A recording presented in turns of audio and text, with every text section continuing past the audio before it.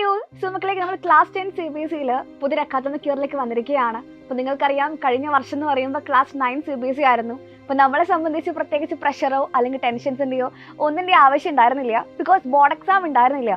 അപ്പോൾ അതുകൊണ്ട് തന്നെ കുറേ കുട്ടികൾ എന്ത് ചെയ്തിട്ടുണ്ട്, പല പോർഷൻസ് സ്കിപ്പ് ചെയ്തിട്ട് പഠിക്കാതെ പോയവരവരുണ്ട്. പക്ഷേ ഈ ഒരു അക്കാദമിക് ഇയർ എന്ന് പറയുമ്പം നമ്മൾ കാത്തിരിക്കുന്നത് നമ്മൾ ഇത്രയും കാലം പഠിച്ചതിൻ്റെ റിസൾട്ടായിട്ടുള്ള നമ്മുടെ ക്ലാസ് 10 CBSE ബോർഡ് എക്സാം തന്നെയാണ്. അപ്പോൾ നല്ല രീതിക്ക് പഠിച്ചാൽ മാത്രമാണ് നമുക്ക് എന്ത് ചെയ്യാൻ പറ്റുള്ളൂ, റിസൾട്ടിലേക്ക് എത്താൻ വേണ്ടി പറ്റുള്ളൂ.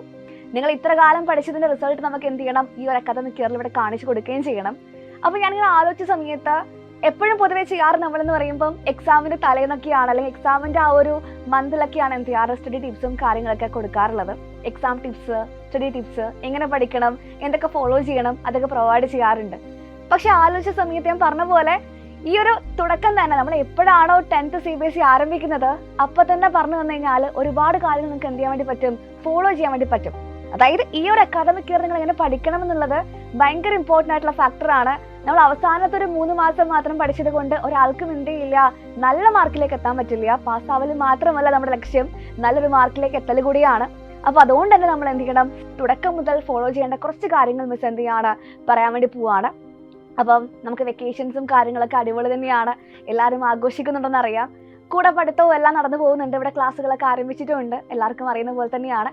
പക്ഷേ നിങ്ങൾ ശ്രദ്ധിക്കേണ്ട കാര്യം പറയുന്നത്, അപ്പോൾ ലീവ് ഇല്ലാത്ത ദിവസങ്ങൾ നമുക്ക് എങ്ങനെ ഫോളോ ചെയ്യാൻ പറ്റും. സ്കൂളിൽ ക്ലാസ് ഉണ്ട്, അപ്പോൾ നൈറ്റ് ഇവിടെ ക്ലാസ് ഉണ്ട്. അത് കഴിഞ്ഞിട്ട് മക്കൾ എന്ത് ചെയ്യണം, മിനിമം ആണ് മിസ് പറയുന്നത്, മിനിമം എന്ത് ചെയ്യണം, ഒരു ദിവസങ്ങൾ 4 hours എങ്കിലും പഠിച്ചിരിക്കണം. അതായത് ഞാൻ ഈ 4 hours എന്ന് പറയുമ്പോൾ നിങ്ങൾ സ്കൂളിലിരിക്കുന്ന ടൈമോ അല്ലെങ്കിൽ നമ്മുടെ ക്ലാസ് കാണുന്ന ടൈമോ ഉദ്ദേശിക്കുന്നില്ല. ഇതൊക്കെ കഴിഞ്ഞിട്ടുള്ള നിങ്ങളായിട്ട് എടുക്കുന്ന സമയം ഉണ്ടാവുമല്ലോ, നിങ്ങൾക്ക് പഠിക്കാനായിട്ട് നിങ്ങൾ എടുക്കുന്ന സമയമാണ് മിസ് എന്ത് ചെയ്യുന്നത് 4 hours കൂട്ടുന്നത്. നിങ്ങൾക്ക് എന്ത് ചെയ്യാം മക്കൾ, രാത്രി ഒരു 12 മണി ഇരുന്ന് പഠിക്കാം. അല്ലെങ്കിൽ നിങ്ങൾക്ക് രാത്രി ഉറക്കം ഭയങ്കരമായിട്ട് വരുന്ന കൂട്ടത്തിലാണെങ്കിൽ നിങ്ങൾക്ക് എന്ത് ചെയ്യാം, ഏർലി മോർണിംഗ് ഇട്ടിട്ട് ഒരു 5 മണിക്കോ 4:30ക്കോ എണീച്ചിട്ട് പഠിക്കാം. പ്രോപ്പർ സ്ലീപ്പ് ആവശ്യമാണ്, എല്ലാവർക്കും പറയുന്ന കാര്യമാണ്. പക്ഷേ 6 മണിക്കൂറെങ്കിലും ഉറങ്ങിയാൽ മതി, 6-7 മണിക്കൂറൊക്കെ ഓക്കെയാണ്. പക്ഷേ ബാക്കിയുള്ള സമയം മക്കൾ എന്ത് ചെയ്യണം, നല്ലോണം പഠിക്കണം. ഈ ഒരു വർഷം ശ്രദ്ധിച്ചാൽ മാത്രമാണ് നല്ല റിസൾട്ടിലേക്ക് നമുക്ക് എത്താൻ വേണ്ടി പറ്റുള്ളൂ. അടുത്ത കാര്യം, എങ്ങനെ പഠിക്കണം. അപ്പോൾ ലീവുള്ള ദിവസമാണെങ്കിൽ നിങ്ങൾ ശ്രദ്ധിക്കേണ്ട കാര്യം, നിങ്ങൾ എപ്പോഴും എന്ത് ചെയ്യുക, ഒരു ടൈം ടേബിൾ ഫോക്കസ് ചെയ്യുക.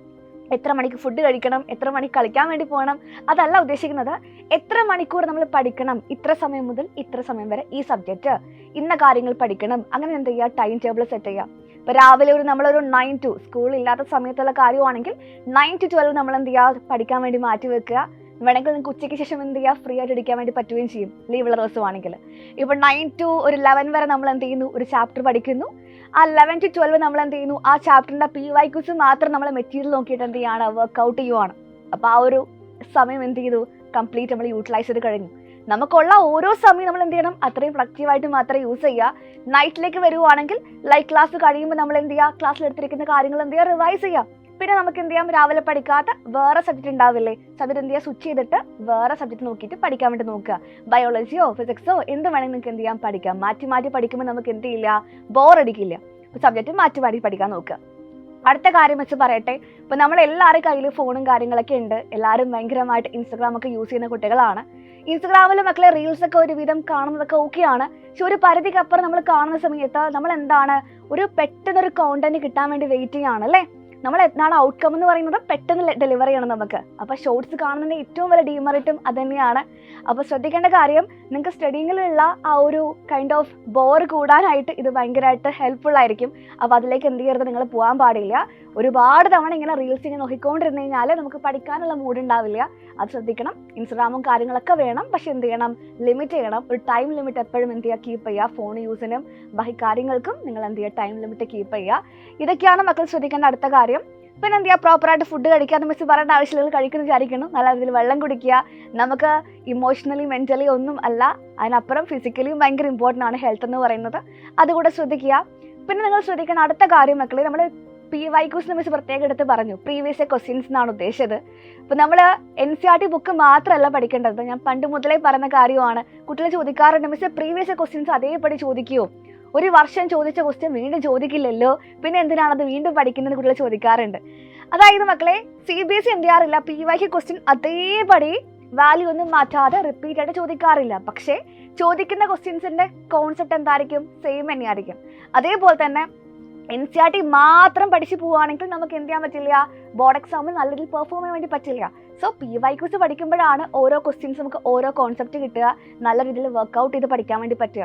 സോ മാത്തമാറ്റിക്സ് എക്സാമിനെ കുറിച്ച് പറയുവാണെങ്കിൽ കഴിഞ്ഞ വർഷം ഇക്കഴിഞ്ഞ ബോർഡ് എക്സാം എന്ന് പറയുമ്പം എല്ലാവരും പറഞ്ഞിട്ടുണ്ടായിരുന്നു നമ്മുടെ എക്സാം ഭയങ്കര എളുപ്പമായിരുന്നു, കേരള റീജിയൻ എളുപ്പമാണെന്നും കുട്ടികൾ പറഞ്ഞിട്ടുണ്ടായിരുന്നു. എക്സാം നല്ലോണം എഴുതാൻ പറ്റിയെന്നും പറഞ്ഞിട്ടുണ്ടായിരുന്നു. കാരണം അത്രയും അവർക്ക് എന്ത് ചെയ്തിട്ടുണ്ട്, കോണ്ടന്റ് ഡെലിവർ ചെയ്തിട്ടുണ്ട്. നിങ്ങൾക്ക് ആവശ്യമായിട്ടുള്ള എല്ലാ ഫീച്ചേഴ്സും നമ്മൾ ബാച്ചിൽ പ്രൊവൈഡ് കൂടെ ചെയ്യാറുണ്ട്. സോ മക്കൾ ചെയ്യേണ്ട കാര്യം എന്താണ്, നിങ്ങളുടെ ഭാഗത്തുള്ള സപ്പോർട്ട് ഭയങ്കര ആവശ്യമാണ്.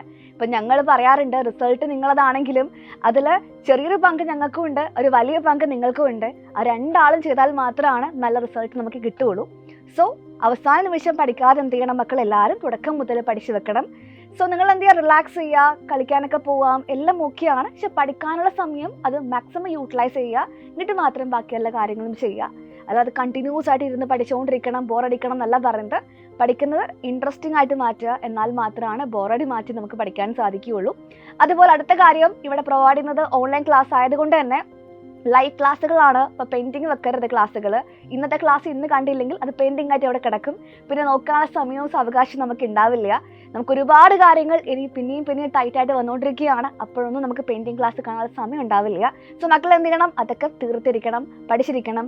റിവൈസ് ചെയ്യാൻ മറക്കരുത്. എന്ത് പഠിച്ചാലും എന്ത് ചെയ്യുക, റിവൈസ് ചെയ്യുക. അതുപോലെ ഗൈഡിലുള്ള നമ്മുടെ association reason questions, multiple choice questions, case study questions, അതൊക്കെ നല്ലോണം പ്രാക്ടീസ് ചെയ്യണം. നമ്മൾ എന്ത് ചെയ്യുക, നല്ല രീതിക്ക് ഫോളോ ചെയ്യാൻ വേണ്ടി നോക്കുക എല്ലാ കാര്യങ്ങളും. പിന്നെ അടുത്ത കാര്യം മിസ് പറയുന്നത്, നമ്മൾ ഓൾറെഡി കുറേ പേര് നമ്മുടെ അസ്ത്ര ബാച്ചിൽ ജോയിൻ ചെയ്ത മക്കളാണ്. കാണുന്നവരിൽ ഭൂരിഭാഗവും അവർ തന്നെയാണ്.